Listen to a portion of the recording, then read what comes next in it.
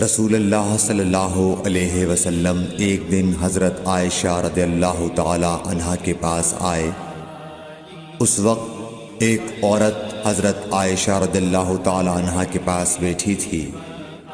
آپ صلی اللہ علیہ وسلم نے دریافت کیا، یہ کون ہے؟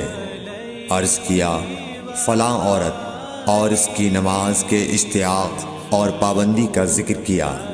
آپ صلی اللہ علیہ وسلم نے فرمایا، ٹھہر جاؤ، سن لو کہ تم پر اتنا ہی عمل واجب ہے جتنے عمل کی تمہارے اندر طاقت ہے۔ اللہ کی قسم، ثواب دینے سے اللہ نہیں اکتاتا، مگر تم عمل کرتے کرتے اکتا جاؤ گے، اور اللہ کو دین کا وہی عمل زیادہ پسند ہے جس کی